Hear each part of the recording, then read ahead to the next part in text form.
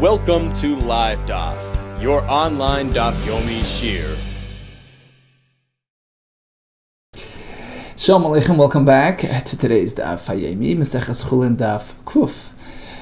We are on the bottom line of Tzadi Tesam Beis. Gid HaNosha and his Bashel. Mishnah spoke about a Gid HaNosha, which of course is forbidden, that happened to be cooked together with other permissible gidim, other veins, other sinews.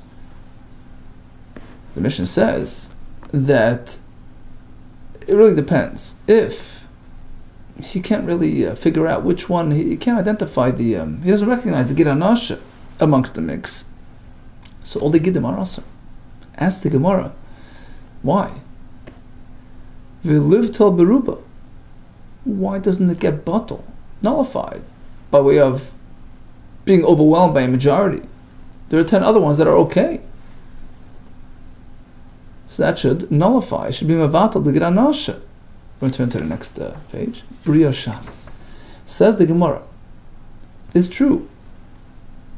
In terms of numbers, he's totally overwhelmed. But he has something special about him. Birya. He's his own entity. He's his own creation. Right? He's like a bug, like a lizard, like its own entity. And since he's a full entity, he will not become batal. Of course, this is a din midrabanan because of its prominence, because of its importance. We don't view it as being batal, as becoming nullified. Birya Shani. So if it's just a cut of meat, like any other, then perhaps it will be different. We'll see in a minute about that. But a full Gid HaNosha has prominence, has chashivus, and therefore it's not batal. Okay, so in this case where we have the Gid HaNosha mixed with other gidim, if you can't pinpoint which one the Gid HaNosha is, all the gidim are also. Now if he could pinpoint it, I mean he can pull it out, so the other gidim are no longer in question, then it's just a question of the juice, the liquid, the soup, in which the mix of the permissible and prohibited gidim cooked in. So there, it's a question of flavor, of taste, and the Mishnah tells us that is determined by whether there is a flavor in there, which is typically referring to the shishim concept, right? Okay. So Bria is not batal. Fine.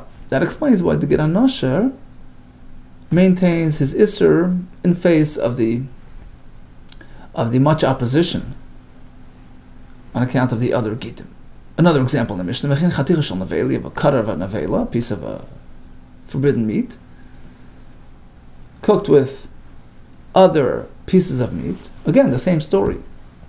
If he can't really pinpoint which one the nevela is, all the pieces are asur. And the question is why? What happened to Raiv? V'ti batil biruba. There's a halacha that yavesh, dry and dry, piece and piece, right, becomes batal if there's a raiv. So if it's one piece of isser mixed with 2 pieces of heter, the permissible pieces outnumber the isser. Again, we're not talking about the juice and the flavor right now. We're talking about the actual pieces themselves.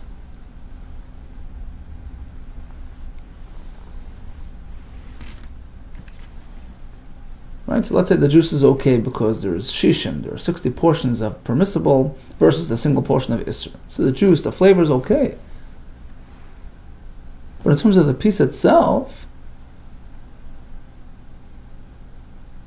if he doesn't know which one the nevela is, all the pieces are asur on account of the nevela piece. And the question is why? Why doesn't he become batal? V'tibatil beruba. Answers the Gemara. Apparently because of its prominence. Why does a cut of meat have prominence? Because it's handled by number. It's sold by number. It has its own uniqueness. 1 piece, 2 piece, 3 piece, right? Now, that works according to the Shita, which says that any item which even at times is referred to by number, you see, unlike chopped meat, it's just a pound, it's just It's about weight, it's about volume. But a nice cut of meat, sometimes it's regarded as a unit, right?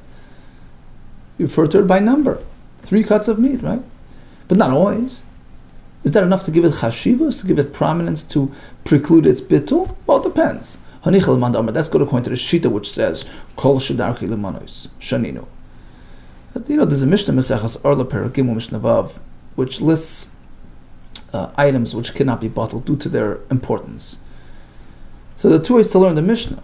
One is, Kol shedarki lemanos, shaninu. We have learned, we have counted in anything which even at times is meant to be counted. Okay, so likewise, a cut of meat, which is sometimes referred to by number, will not be bottled. According to the other opinion, which says, Es shedar kolimana sheninu, the only thing that precludes bittul is an item which is always handled by number. Right? Bundles of, right? Michael Lememos, how could you apply that to the piece of meat, which isn't always counted by number? Sometimes you estimate, okay, this much meat, by weight, whatever. You don't always look at it as single units, individual, numbers. Michael Lememos, so why isn't it bottle? Says the Gemara, Shani Chaticha. It's different when it comes to a cut of meat. It has prominence, even without the number factor. Since it is suitable to be served to your honorable guest. Unlike chopped meat, which is just meat, a cut of meat, steak, you offer it to the guest. It's something which you're proud of. Which gives you honor. So it's something of prominence, something of chashivas, which will prevent its bittul, even amongst the many pieces of heter. So the Mishnah is pretty much presenting us with 2 variations of the same concept. There's no bittul by the gid because it's chashiv. There's no bittul by the chadich nevela because it's chashiv. Well, this is because it's a bria, this is because it's servable to the guests, which seems like a redundancy. Why do we have to discuss both variations of the same underlying concept? Bittul precluded due to prominence. The Yashmin on Gid, if we only discuss the case of a Gid, Mishum de Bria, I would say, that can't be bottled because it's a Bria. It's its own entity. Aval Chaticha, but just a cut of meat off the block, perhaps it doesn't have this factor. The Yashmin Chaticha, on the other hand, if the Mishnah only told us that the Chaticha is not bottled, I would say, that's because it's so prominent, it can be served to a guest. Can serve it to the guest. But a gid, nobody serves a gid to the guest. So perhaps there's no reason to prevent bittul tzricha. That's what the Mishnah comes and highlights. Both variations of the same idea. The underlying concept is chashivas, prominence, importance, which prevents bittul, either because it's a bria or because it can be served Continues the Gemara. Darash Rabba Barbachana. Rabba Barbachana declares, Chaticha shel nevela v'shel dog tamei. You have a piece of unkosher meat or of unkosher fish. Drops into this big pot, which it's populated with kosher pieces, kosher juice, kosher seasonings. Eino Iseres, the forbidden material, will only affect the rest if its flavor is discernible. Now, Rashi points out that he knows which one is the non-kosher piece. That's not an issue. He's not going to eat that. The question is regarding the exportation of flavor, which will adversely affect the whole soup, right? So it's only an issue if he has enough flavor within him to spread throughout the entire mix, the entire soup there. Unless he has enough flavor to share with the soup, with a kiva, with the chopped little fibers of meat or seasoning on the bottom of the pot, with chatichas, and amongst the other kosher pieces of meat or fish. So basically, if there's 60 portions of permissible materials that accumulated in this pot, that will overwhelm the unkosher piece of meat. So that was his halach. Rav disagrees. Oiki Rav Amoirole. In fact, Rav had the Amoira, the loudspeaker. They had a fellow with a loud voice who would get up near the Rav to declare his teachings, to announce his shir. Uki Rav Amoirole. So Rav positioned the Amoira next to him, Madarash, and he instructed as follows. No, it's not so simple. The bittul doesn't happen so easily. Look, suppose this happened incrementally. He had a piece of nevela, unkosher meat, joined by a piece of kosher meat, and started cooking. And then later he populated the pot with the other materials to get you to the 60 portions of heter. Since initially, at the initial stage of cooking, the nevela, let's call the nevela, piece A, which was now situated merely near the kosher piece, which is piece B, A transferred flavor to B before the pot was populated, before we can speak about shisha. Since as soon as there's flavor being transferred to B, which until now was kosher, but now was saturated with flavor from the nevela, which is piece A, chaticha atzma nasas nevela.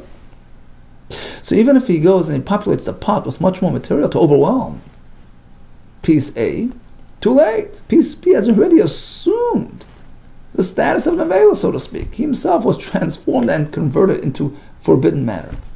In totality, his whole piece became us.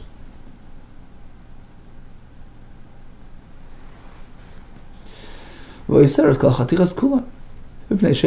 now, piece B, which assumed the status of piece A, became a piece of Isser, will now further affect all the other pieces of meat that joined them.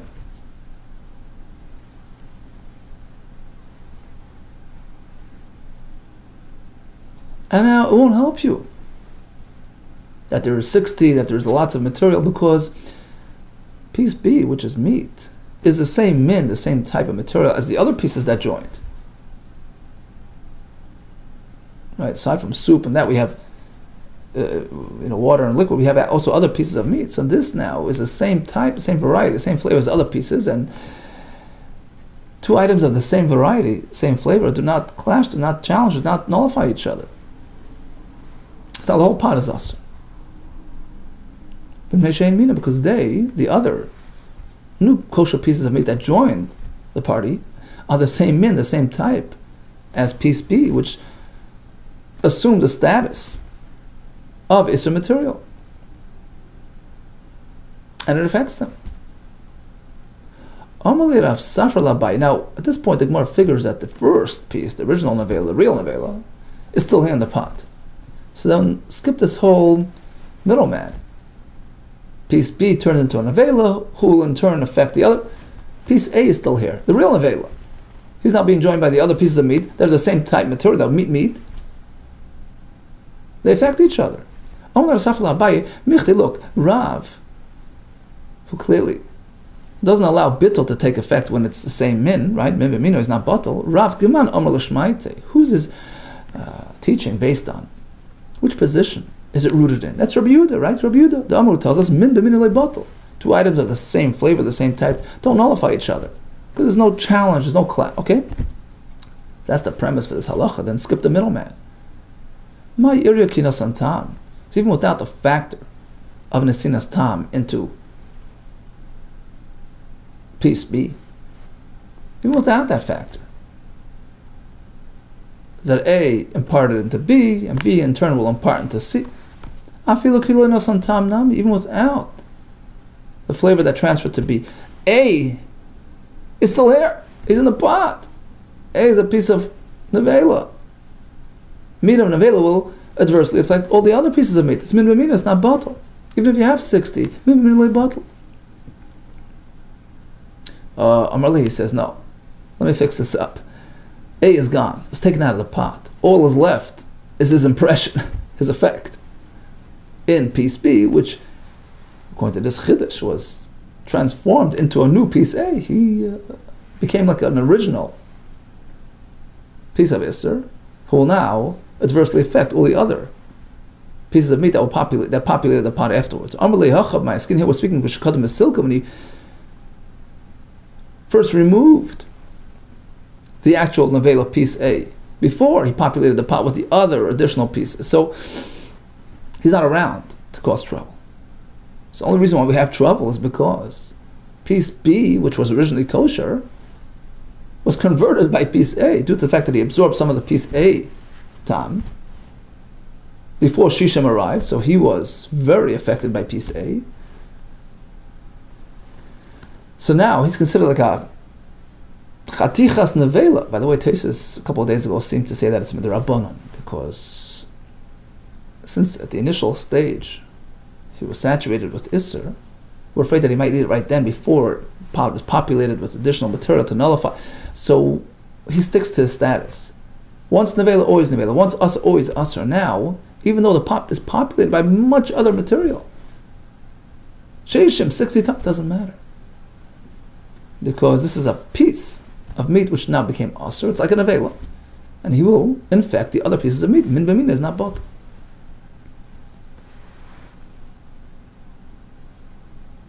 So again, Rabbi Bar Chana taught that the piece of nevela dropped into a pot can be overwhelmed with 60. And Rab says, hold it. In a case where it was a two-stage process, where initially it was only just one piece of heter, we call it piece B, that joined piece A. He imported from piece A. Now he himself turns into a piece of Isser, an Isser entity, and now when the pot is populated by other pieces of meat and liquids and all that, the other pieces of meat which are the same variety, the same type, same min as the piece B, they draw from him and they become us, irrespective of numbers. Min b'min is not bottle. Now, just 2 points that the Rishonim point out here.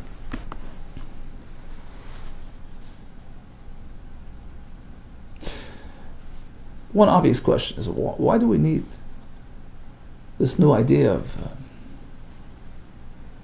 chaticha atzma nasas nevela, that piece B turns into a nevela? I mean, it has flavor of Isser from piece A, and now it transfers it to the other ones that came along. Now it's min b'minai. It's not bottle. So Mepharshim say, really, piece B is not fully usr. It's mostly mutter. I mean, it's a kosher piece of meat that just absorbs some flavor from piece A. So you would not consider it a min basar of isr, which will be covered by the halach of min b'min batal. He's not a piece of meat that's inherently usr. Here's a piece of meat which is kosher that absorbs some of flavor, which it happens to be usr. So he in turn would not adversely affect all the other pieces of meat on account of the concept of min b'min lebatal. He's not a min of Isser. Oh.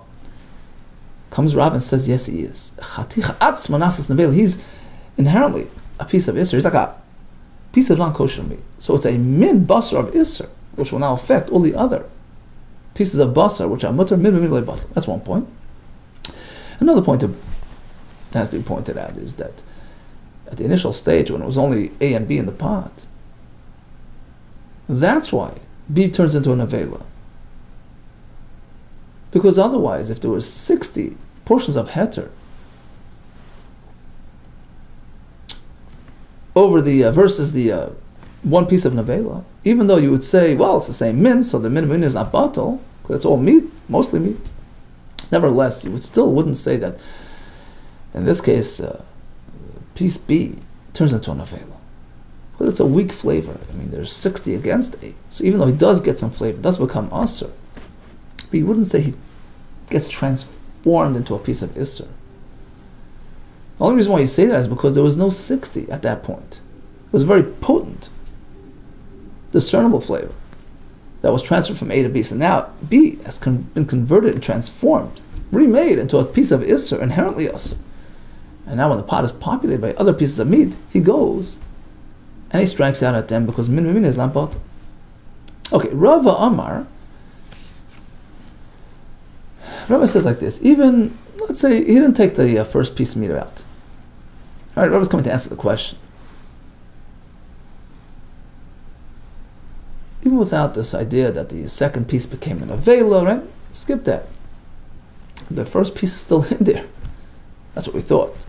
First Teretz also we took him out, so we don't reckon with him. But according to Rava, even if the piece is still in there, I can explain the halacha. Rava Amar Afilu, return to Afilu Tema Lekadam Misilk. Even if we're speaking that he did not remove the original novela, piece A.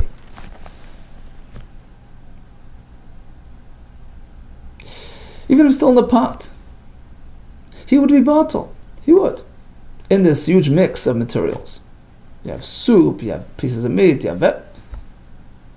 The only reason why he's not batal is because of piece B,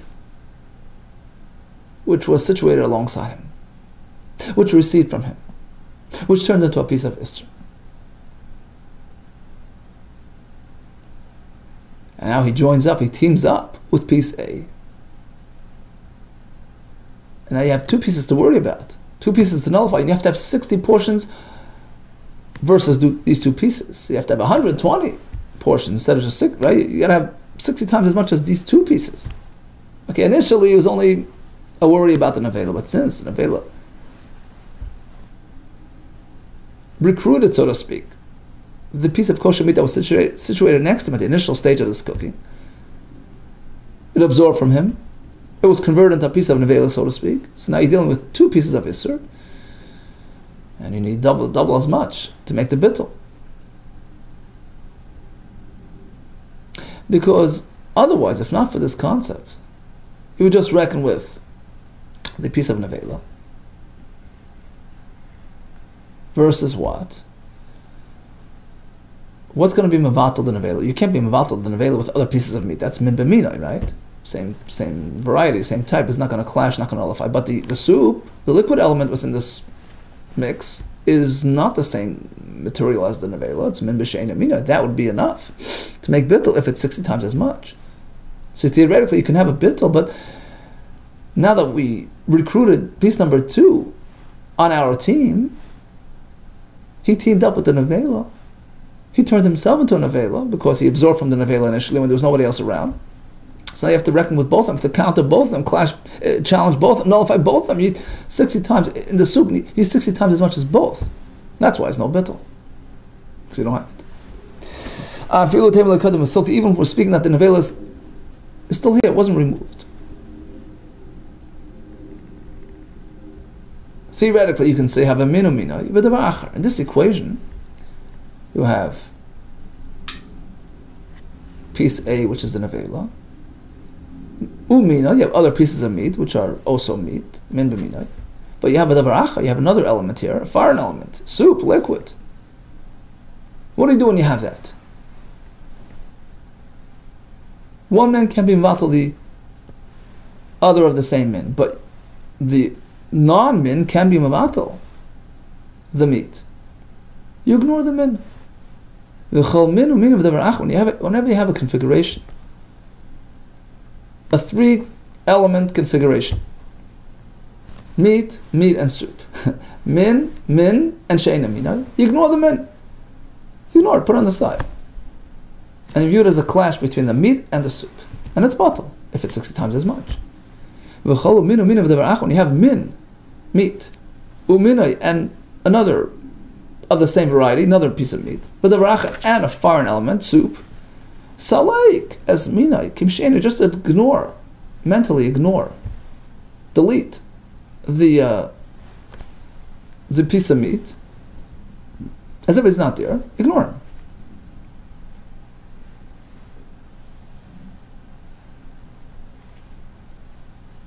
Take him out of the equation.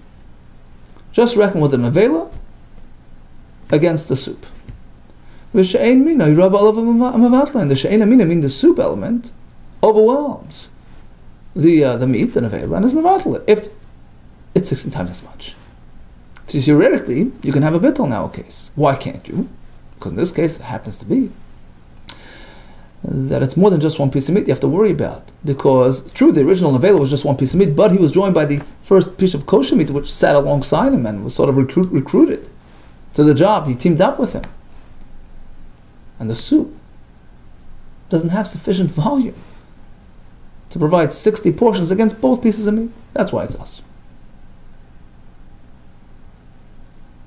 So of course this is only based on the idea that the second piece of meat, the kosher meat, became a Isser entity, chaticha nasis nevela. Initially when he absorbed the flavor from the nevela before he was joined by the other materials in the pot. Okay, so we learned two interesting things so far. We learned about things which preclude bittul, bria, and ru'il is chabed. And we learned about chaticha nasis nevela. Says the Mishnah. Noyig b'tahira.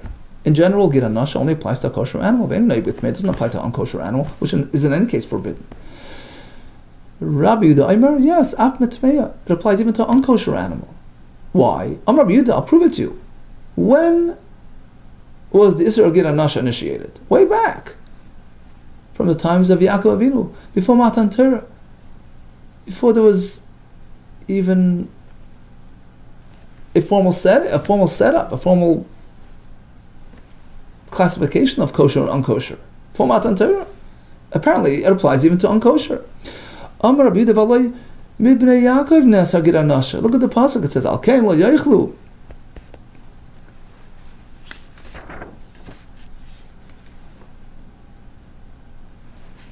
Al kein lo yoichlu. Bnei Yisrael is gira nasha, right? This is when the Malach of Esav struck Yaakov at the gira nasha area. Going forward, Bnei Yisrael won't eat it. Apparently, the matter was introduced right at that point. At that point, unkosher animals were officially still permissible, at least formally. I mean, they were careful, but it wasn't formalized. So, gira nasha applies even to Tmeya. Amrullah, they said no, say the Rabbanan. The Isser was introduced at Har Sinai at Matan Torah. There was no Isser before Matan Torah. But Sinai Namar, Elosh Nechtav B'Mkoyme, rather, Moshe Rabbeinu, when organized the Torah, he wrote it in context, back in the context of the story, but the actual concept was introduced at Har Sinai, and truly only applies to kosher animals. But seemingly, according to Rabbi Yehuda, if one should consume a gira nasha of an unkosher animal, he has a double liability. That's what it would seem. A, because it's unkosher, it's behemoth tmei, and B, because gira nasha. Ask the Gemara, really? You can have one Isser land on the other? Yosava Rabbi Yehuda, does Rabbi Yehuda really hold Isser Chal al Isser? That one Isser can lay itself on the other? Atani, we have a brayso which seems to say otherwise. Rabbi Yehuda. Okay, so we veer off to a slightly different topic. This is nivlas oif tameh, if one consumes a dead kosher bird. Although there is no impartation of tumah, just upon touching or can't. But if he's eating it, it's metame b'beis. As he's eating it, becomes tameh. His clothing become tameh.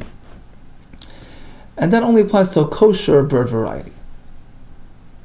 How do I know? Rabbi Daimer Yachel, perhaps hey nivlas oif tameh, even a dead unkosher bird has the ability to be metame begodim, to affect a person's clothing, to impart impurity on a person b'beis as he's swallowing it.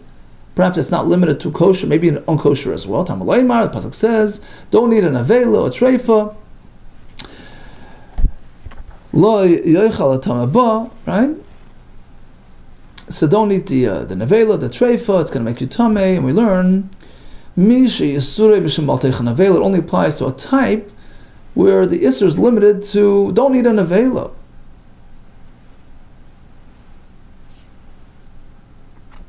So in that case, i.e. a kosher bird, where the issue is only because of its nevela status, then it transmits tumah. Yotzes, as opposed to an unkosher bird to begin with, which is usher as is, before it turned a nevela. Yotzes, as opposed to this unkosher eagle, the isser is not limited to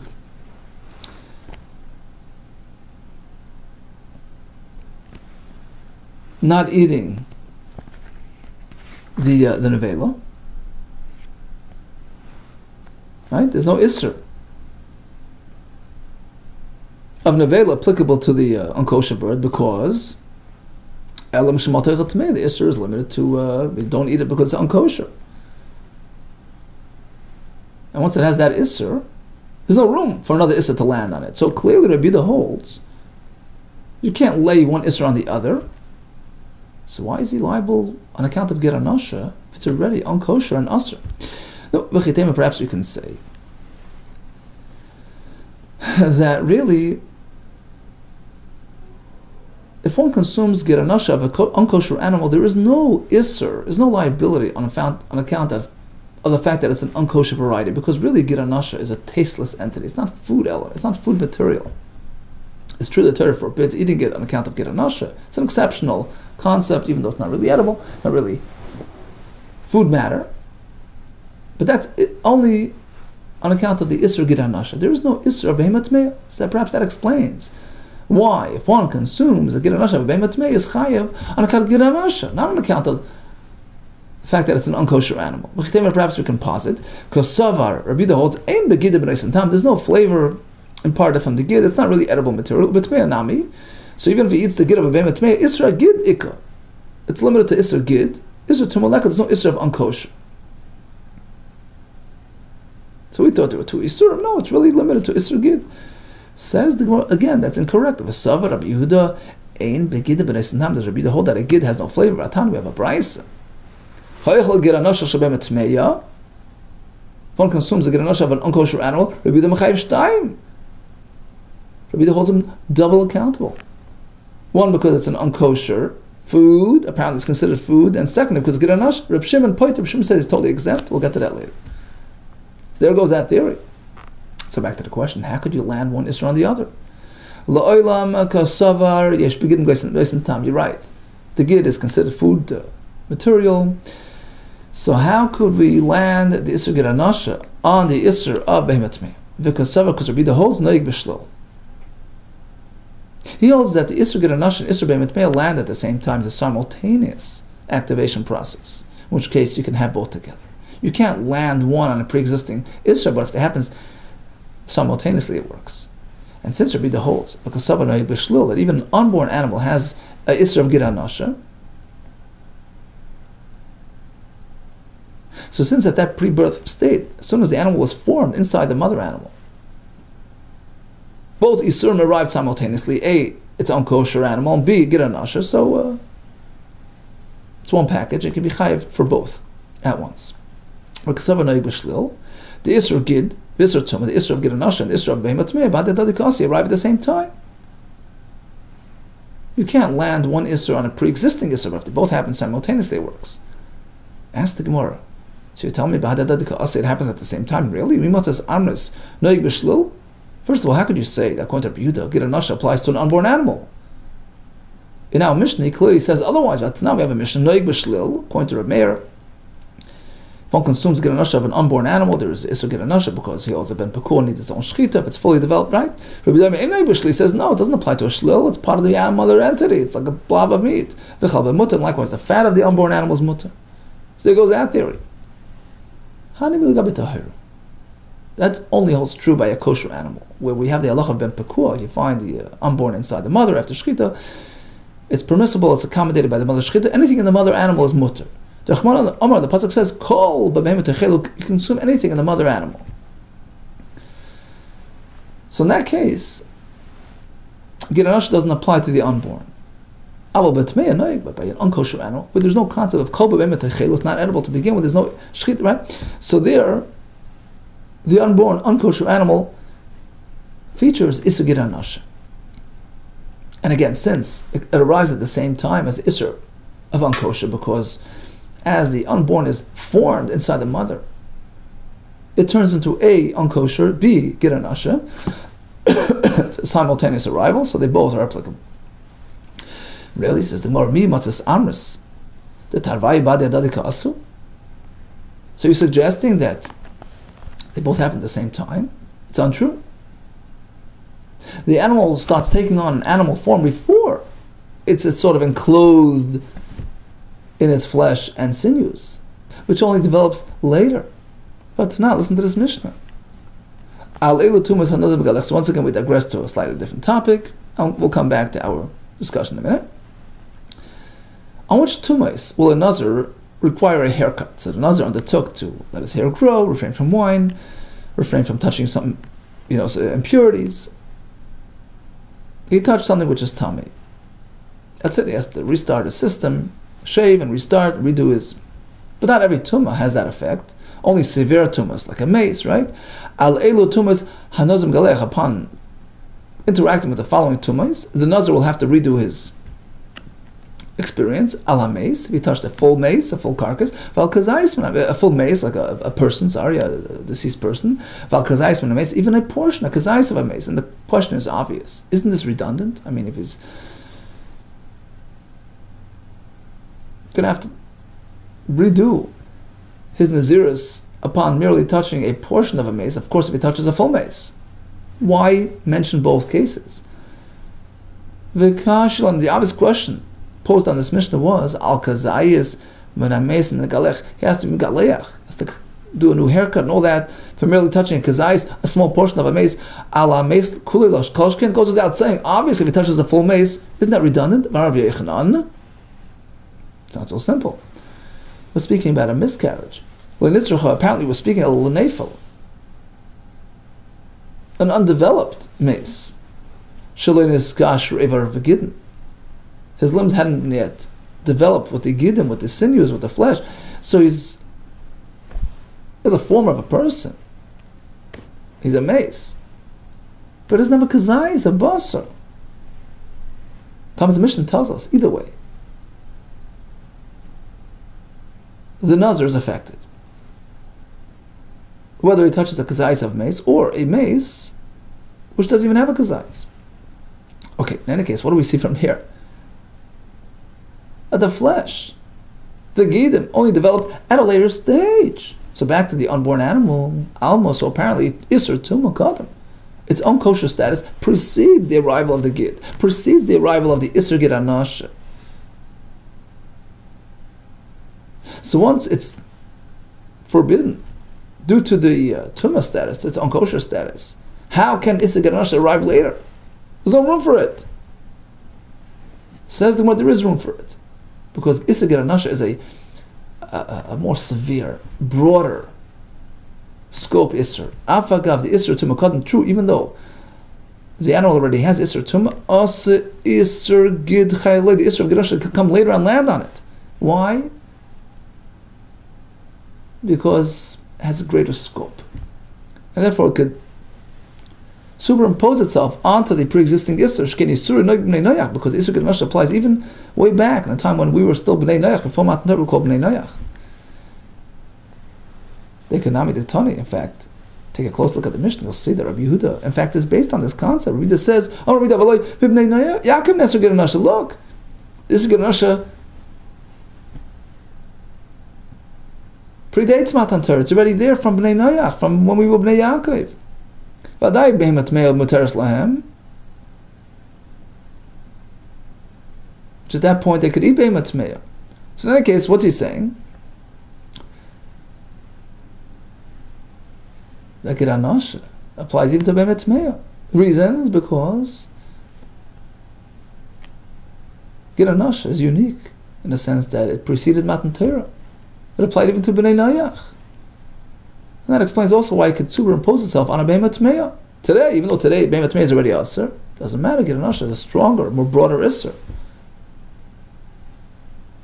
And that explains why according to Rabbi is liable to both. So bottom line, Giranasha applies to Behemat Torah, sure. Behemat Tmeya, well, Rabbanan say no, Rabbi says yes. How? How could you have two Isurim on the same item? Because Giranasha is a stronger Isser, Gufa.